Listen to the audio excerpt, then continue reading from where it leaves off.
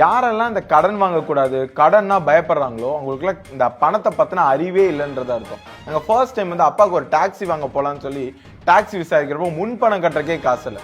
நாங்கள் முன்பணத்துக்கு ஒரு லோன் போட்டு டாக்ஸிக்கே ஒரு லோன் போட்டோம். ஸோ அப்போ தான் வந்து அந்த கார் எங்கள் கைக்கு கிடைச்சிது. ஏன்னா எங்ககிட்ட காசு இல்லை. அப்போ கடன் வாங்குறது தான் ஒரே ஒரு சுச்சுவேஷன்.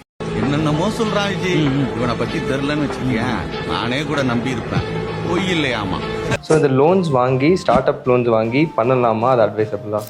இல்லை, ஆக்சுவலி பண்ணுறது தப்பு தான் நான் சொல்லுவேன். ஏன்னா இன்றைக்கி வந்து நம்ம பிஸ்னஸ் ஸ்டார்ட் பண்ணும்போது அவங்க லோன் தராங்க. ஸோ இப்போ இவங்களும் என்ன பண்ணுறாங்கன்னா கையில் இன்வெஸ்ட்மெண்ட்டே இல்லாமல் லோன் எடுத்து பிஸ்னஸ் ஸ்டார்ட் பண்ணலான்னு பண்ணுறாங்க. 4 மந்த்துக்கு மேலே ப்ராஃபிட் கிடைக்காது அப்படின் போது அந்த டைமில் இவங்களால் அந்த லோனையும் திரும்பி அடிக்க முடியாது, வட்டிக்கு வாங்குறதையும் உங்களால் கொடுக்க முடியாது. ஸோ அந்த இடத்துல அவங்க கண்டிப்பாக பிஸ்னஸில் லாக் ஆகுறாங்க. அவங்க கவர்மெண்ட் ஸ்கீம் எப்படி கொடுக்குறாங்கன்னா, ஆல்ரெடி நீங்கள் பிஸ்னஸ் ரன் பண்ணிகிட்டு இருக்கணும், உங்களுக்கு அடுத்தது ஏதாவது அமௌண்ட் தேவைப்படுது, என் பிஸ்னஸ் க்ரோத் பண்ண போகிறேன் அப்படின்றப்போ நீங்கள் எடுக்கிறது தப்பு இல்லை. ஆக்சுவலி ஏன்னா உங்ககிட்ட ஒரு செட்டப்ஸ் இருக்கும், நீங்கள் கொஞ்சம் வாங்க போகிறீங்க ஆல்ரெடி, ஆனால் ப்ராப்ளம் இல்லை. என்கிட்ட அமௌண்ட்டே இல்லை, நான் ஃபஸ்ட்டு ஒரு ஸ்டார்ட் அப் பண்ண போகிறேன், அப்போ நீங்கள் போய் லோன் எடுத்தீங்கன்னா உங்களால் திரும்பி அந்த லோன் அடிக்கவும் முடியாது.